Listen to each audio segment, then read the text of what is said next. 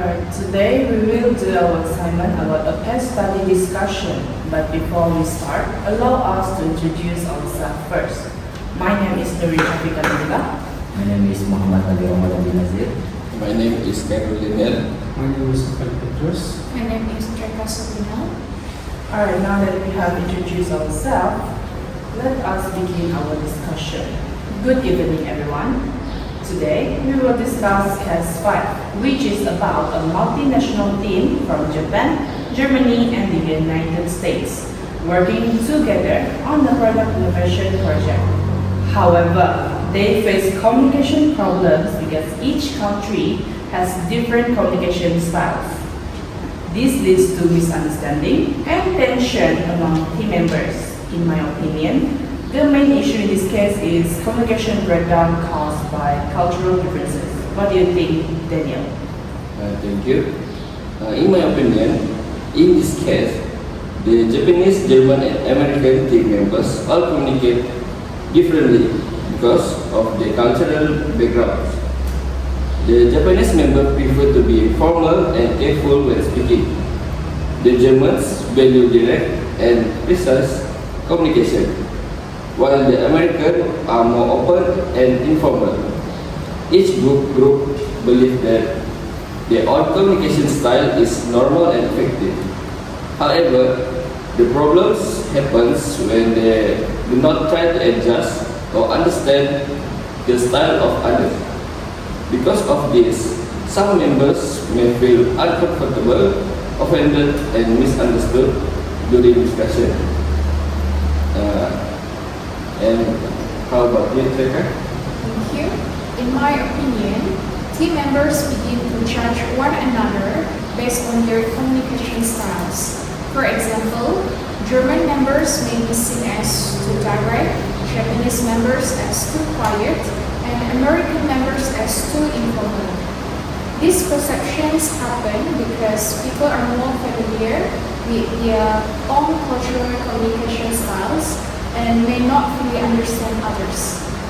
In this discussion, we will examine the causes of these communication problems and explore solutions and strategies to improve teamwork in a multicultural environment.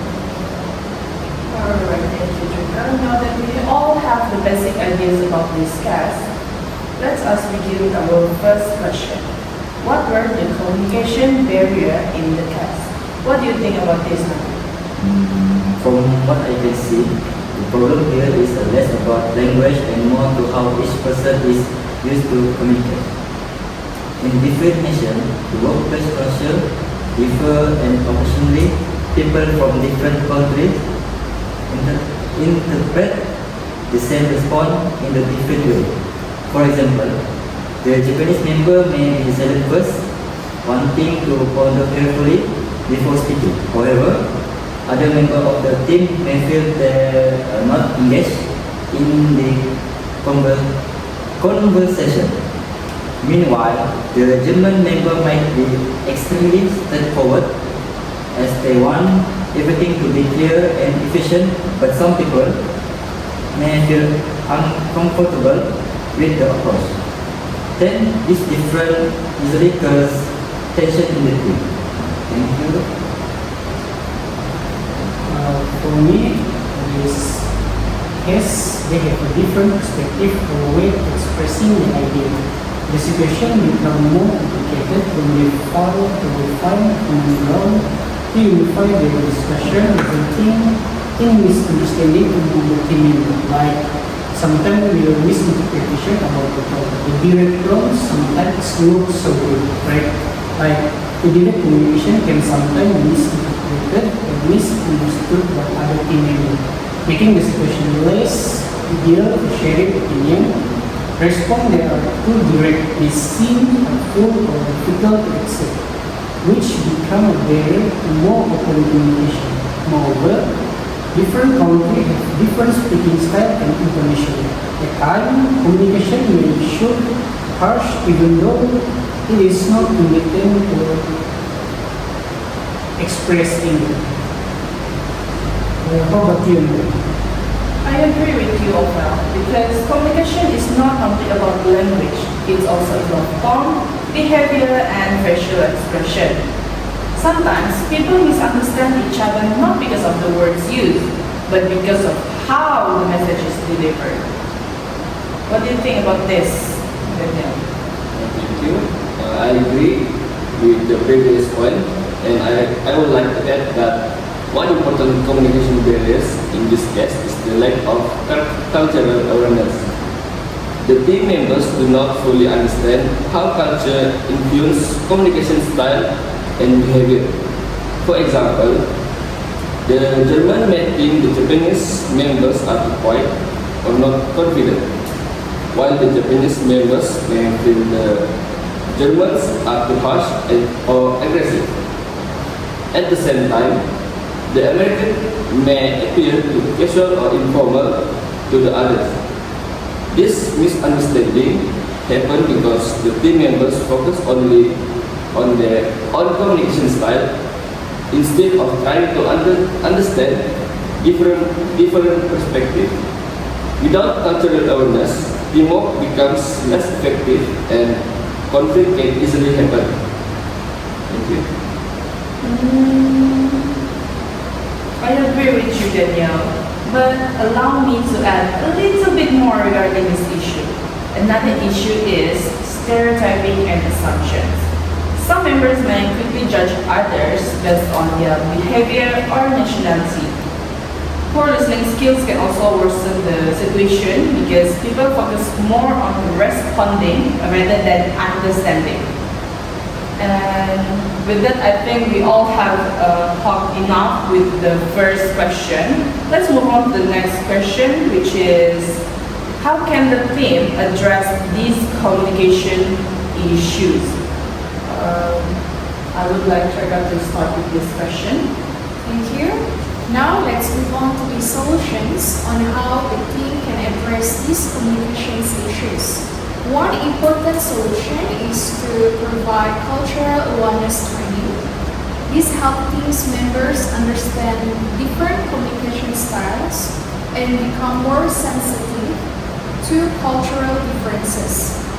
I agree because cultural awareness can help team members become more respectful and open-minded towards different ways of communicating. How about you, Nadhir? I think one solution is that the team should spend more time to understand each other first instead of judging someone attitude quickly. If people already know everyone has distance communication habit, then there will be more patient in debates. This can help prevent little misunderstanding from developing into larger problems. So that's all for me. Thank you. For me, I would like to give the general answer for the solution to this communication issue. One way to address this issue is by appointing a moderator or team leader who has the authority to make decisions or set time limits for discussion, which indirectly encourage participants to reach decision more quickly. Let me add two more solutions for this communication issue. The first one is encourage open communication. More open communication help reduce conflict and create opportunity for broader thinking. It also encourages individuals to be more humble when evaluating their own decisions and comparing them with those of other team members. This helps in assessing whether one's own decision is truly better or not. The second one is let people explain attention. Every opinion will have its own explanation, giving other team the opportunity to present their view first can be more effective in identifying and comparing which answer is closest to the purpose of the discussion. It is important to carefully consider each argument from other team. How about you? I agree with all of you actually, but I would also suggest setting basic communication rules during discussion. For example, team members should respect each other and avoid interrupting others while speaking, and make sure everyone has a chance to contribute. How about you, Daniel? Would you like to add something more? For me, to overcome these problems, there are several solutions that the team can apply. The team should encourage open feedback amongst members. Team members should be given opportunities to explain their opinions, intention, and concern clearly. Feedback can help reduce misunderstanding because people are able to clarify what they really need. Besides that, the team should create a safe and supportive environment where everyone feels comfortable speaking up. Team members should not be afraid of being judged, ignored, or criticized. When people feel respected and valued, they are more likely to participate actively and communicate honestly. That's all from me. Alright, I see your point there. And with that, I think for the second question, we have already answered basically everything. So I think it is okay for us to moving on to the next questions, which is the third question. The third question is, what are strategies or tools can be used to avoid the problem? May you start with this question, Abdul? One thing which can be handy is structure meeting. For instance, a leader can establish a brief agenda that allows members to speak in turn. This strategy is useful since it will allow quicker member an opportunity to express thought, while more outspoken member can avoid interrupting too often. In the end, the conversation is more equal and easier to manage. Thank you.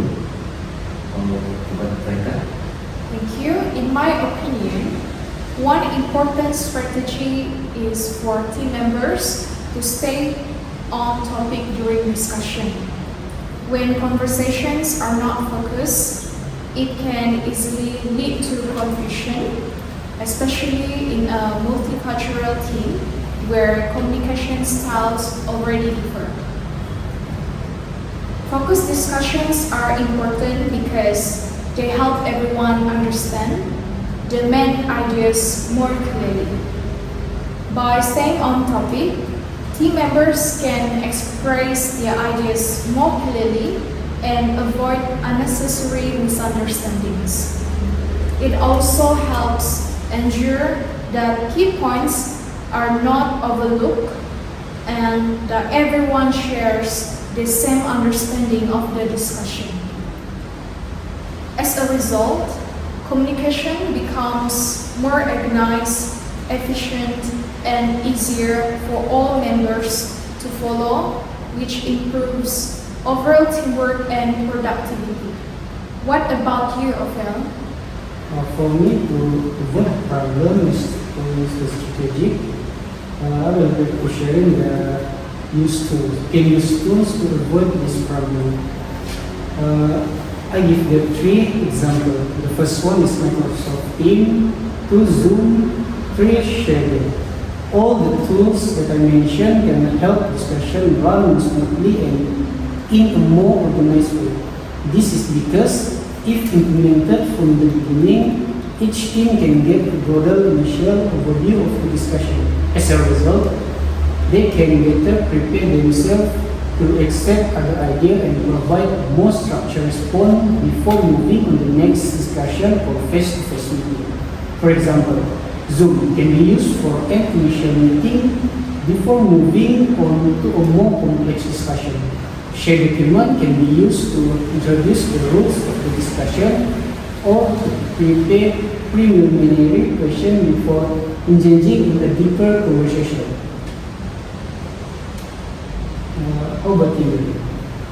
Alright, I think both of you has given a very good point over there. But I would like to add that written communication can also provide clarity. For example, written instruction or meeting notes can reduce misunderstanding and help everyone remember important information. I think there's more to add to this question, but do you mind to add, Daniel? Thank you. I agree with all ideas, and I would like to share my own ideas. Another effective strategy is appointing a facilitator or team leader during discussion. The facilitator role is to manage the conversation and ensure that communication remains respectful and organized. For example, the leader can give equal opportunities for everyone to speak, prevent interruption, and make sure the discussion stay focused on the topic. The facilitator can also help clarify misunderstanding immediately before they become bigger problems. This strategy can improve teamwork and create smoother communication among team members from different cultures. That's all from me. Alright, thank you, Daniel. I think with Daniel's answer, we have already answered everything that we needed for the third question, and let us move on to the last question, which is, what would the ideal team dynamic looks like? Do you mind to start with this question, Trecca? Yes, sure, Nurin. Now let's look at what an ideal team would be like. An ideal team should begin with a strong foundation of respect for cultural differences. In a multinational team, members come from diverse backgrounds, and each person brings their own communication styles, values, and perspectives. Instead of judging these differences, team members should learn to appreciate and accept them as strengths. In my opinion, respecting cultural differences is important because it helps build trust and stronger relationships within the team. By showing respect, team members become more open-minded and willing to listen to one another. This helps reduce negative assumptions, such as thinking someone is too quiet, too direct, or too informal. As a result, communications becomes more effective, conflicts are reduced, and the team can work together more harmoniously. What about you, Ofel? I agree with you, Trecca, and let me add some the ideal team dynamic look like. The characteristic of an ideal team dynamic include the ability to resolve conflict effectively and sharing common goals. Like they must have a balanced communication, means team members should communicate in a moderate way, not too quiet or not too aggressive. Not too quiet means the members should not be silent because their ideas and opinions are important for the development of the project.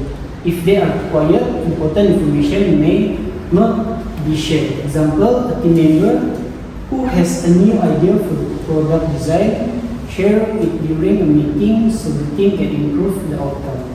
So the last one is not too aggressive. The last one for my answer is not too aggressive. Team members should also not to be harsh or to be direct in a way that may hurt other feelings. Communication should be delivered in a polite and professional manner. Example, a member give feedback on the college idea gently, such as saying, maybe we can try another approach to improve this design instead of criticizing it harshly. How about you? I think both of you have already answered most of the answer that I would like to add, but I think you guys kind of miss one also very important thing is trust.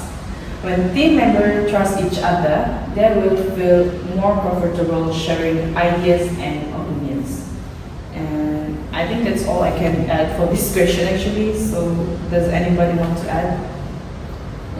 For this last questions, for me, an ideal multinational team should practice adaptability and flexibility in communication.